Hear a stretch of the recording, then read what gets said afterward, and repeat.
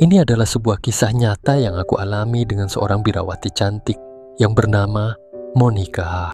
Tidak ada yang pernah tahu kapan kami pertama kali bertemu. Tidak ada seorang pun yang tahu kapan kami mulai ada rasa. Satu yang aku tahu waktu itu adalah setiap kali kami saling berpapasan di jalan-jalan yang ada di sekeliling asrama, kami selalu ingin saling memandang berlama-lama sebelum akhirnya lonceng-lonceng berdentang memanggil kami untuk kembali berpisah. Perbedaan tempat tinggal ternyata selalu menjadi penghalang untuk kami berdua bisa bertemu kapan saja. Sementara itu, rasa diri sebagai orang desa yang beranjak DWS semakin menegaskan pernyataan diri bahwa saya hanya orang kampung yang coba mengadu nasib di lembah yang dingin itu. Inilah kisahku dengan birawati yang cantik itu.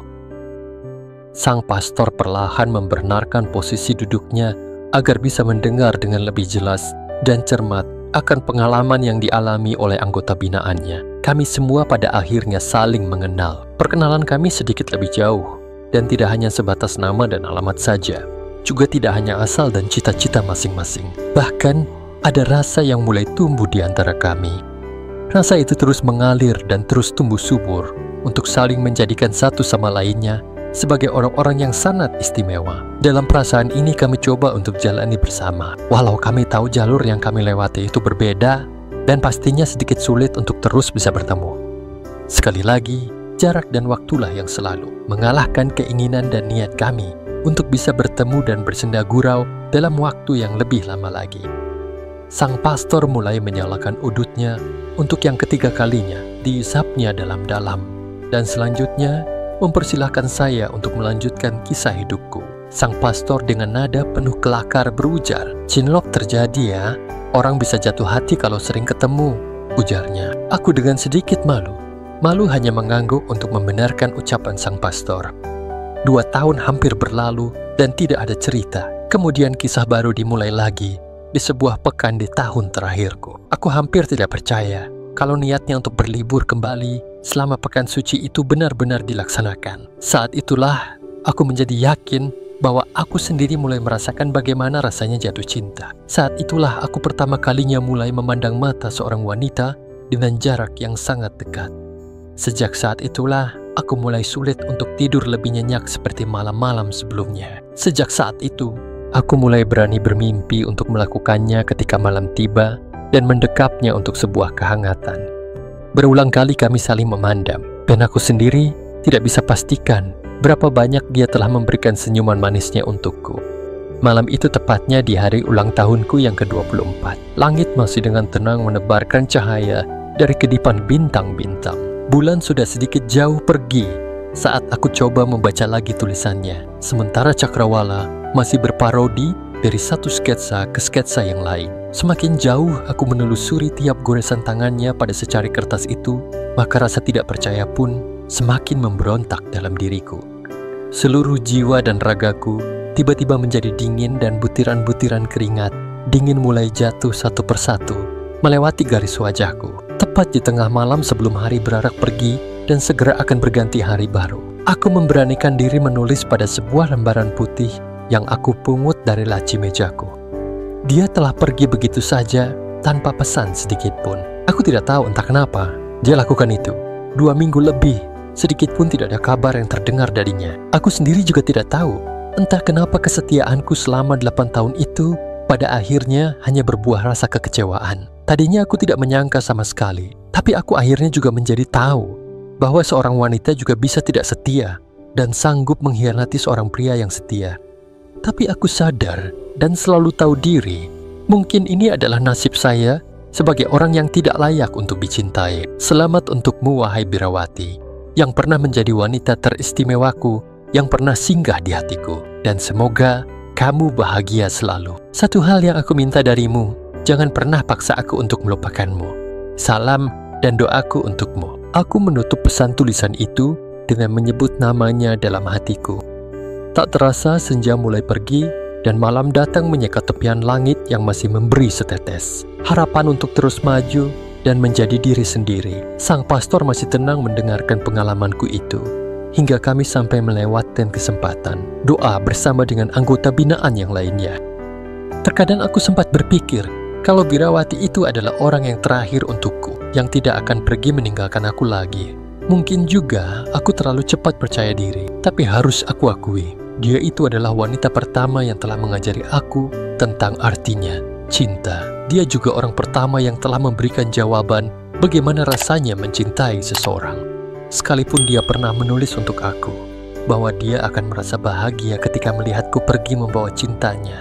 Tapi kini, ternyata aku menjadi tidak pantas membawa cintanya itu pergi, karena aku tahu dirinya bukan lagi milikku. Dia memang bebas untuk memilih, dan mungkin saja sekarang ini dia sudah menemukan orang yang terbaik bagi dirinya. Aku harus berpikir secara DWS dan menghargai itu, karena aku juga mencintainya.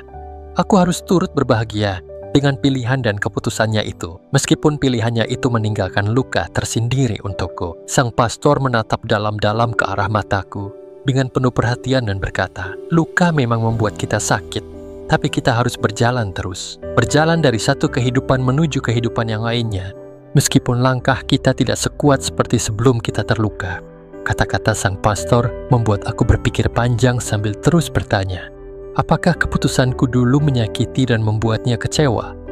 Kami pernah saling mengunjungi ketika musim liburan tiba.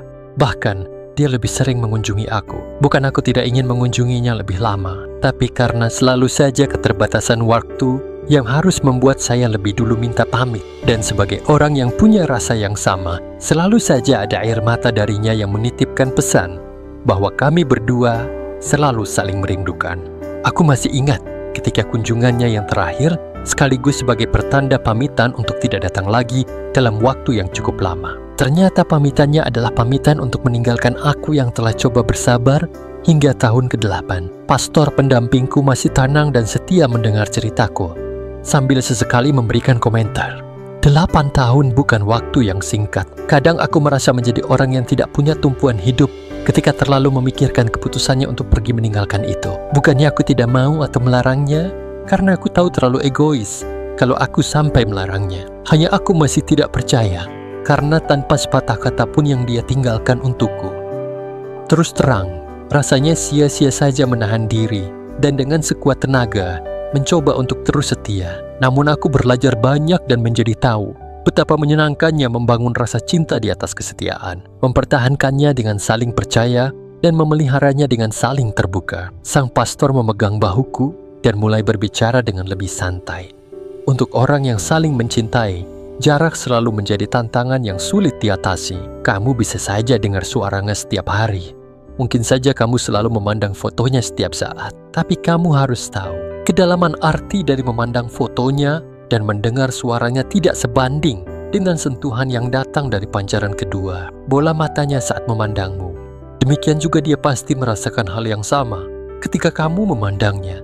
Apalagi jarak pandang kalian menjadi sangat dekat. Begitu kuatnya rasa cinta yang kalian berdua miliki, kadang-kadang bisa terjadi pada saat yang sama, yaitu di saat kalian saling sangat merindukan. Merindukan kesempatan yang pernah ada, mungkin di pantai, di pelabuhan, di sebuah warung makan, atau waktu menghadiri sebuah pesta. Sambil mengangguk pelan, pastor melanjutkan ucapannya. Mungkin juga dalam sebuah perjalanan baik dengan sepeda motor atau dengan bus. Begitu kuatnya perasaan kalian bisa juga membuat kamu seperti orang yang sudah mulai gila. Senyum-senyum sendiri, tertawa sendiri, sambil mendengarkan petuah dari pastor itu. Dalam hati kecilku aku berujar, benar juga apa yang disampaikannya itu. Ternyata beliau mungkin juga punya banyak pengalaman yang sama dengan apa yang aku alami.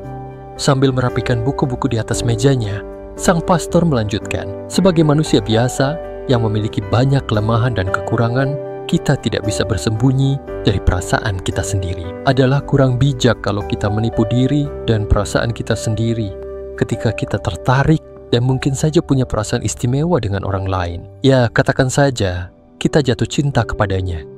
Justru kalau kita tidak jujur dengan diri sendiri, kita akan sangat tersiksa dan menyengsarakan diri sendiri dengan perasaan yang terpendam. Kamu harus bersyukur bahwa kamu pernah punya perasaan seperti itu kepada seorang wanita. Ada loh orang yang sama sekali tidak punya perasaan seperti itu. Dan kamu harus melihat pengalaman yang selama 8 tahun bersama dia itu adalah sebuah anugerah terindah yang Tuhan berikan untuk kalian.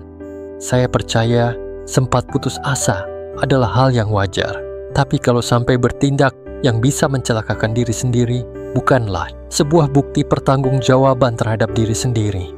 Karena mencelakakan diri sendiri bukan jalan terbaik. Aku bangga dengan kamu yang mampu membuat keputusan pribadi dengan bebas. Harus kamu ingat, dalam setiap kesempatan, kamu tidak bisa menjalani sebuah kehidupan hanya untuk memenuhi harapan orang banyak atau hanya untuk menyenangkan orang lain. Masih ingatkah film yang kita tonton bersama seminggu yang lalu? Tanya sang pastor mengambil jeda sedikit, lalu melanjutkan lagi. Kamu tidak bisa menjalani kehidupan dengan alasan agar orang lain merasa bangga terhadapmu. Yang menjalani keputusanmu adalah dirimu sendiri. Sehingga kamu tidak akan bahagia kalau keputusanmu berdiri di atas dasar agar orang lain senang, bahagia, dan bangga. Jikalau kamu memaksakan diri sendiri, maka yang terjadi adalah kehidupanmu merupakan perjalanan untuk menyiksa diri sendiri dan bukannya mendatangkan kebahagiaan. Aku akan selalu berdoa untukmu. Aku doakan semoga keputusanmu senantiasa membahagiakanmu dalam setiap tugas, karya, dan pelayanan dimanapun kamu akan berada. Aku baru keluar dari ruangan pastor setengah baya itu ketika lonceng ruangan memanggil penghuni asrama lainnya untuk acara santap malam bersama. Aku putuskan untuk menyendiri dalam kamar sambil membongkar kembali lembaran-lembaran bergambar yang dititipkan Monica kepadaku waktu masih bersama dulu. Tiap lembaran bergambar mengingatkan aku akan kesempatan bersamanya. Ada canda di pantai yang berpasir putih, ada wajah kedinginan di lembah berhutan kopi, ada suasana makan malam di dermaga, ada senyum di emperan asrama, hingga di akhir halaman ada wajah cantik Monica, sang birawati pujaanku. Aku hanya sanggup memandang dan berkata dalam hatiku sendirian, aku harus ikhlas menerima keputusannya itu. Aku harus dewasa dan menghargai pilihannya sendiri.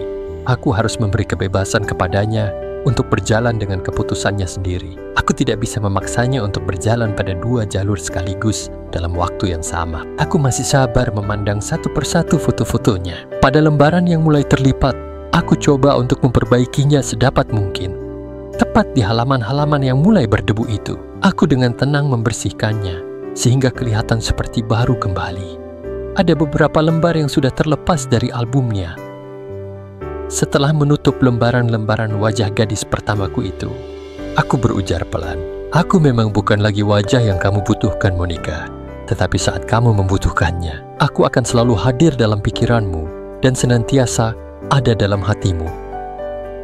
Kututup hari ini dengan ucapan syukur atas mutiara-mutiara kebijaksanaan yang dianugerahkan lewat perkataan sang pastor. Tak henti-hentinya aku mengucapkan terima kasih untuk cahaya baru yang aku terima dalam kamar pastorku yang bijaksana itu. Malam ini aku ingin tidur dengan lebih nyenyak sambil mengenakan baju hadiah ulang tahun yang diberikan Monica 7 tahun yang silam. Selamat malam, Monica.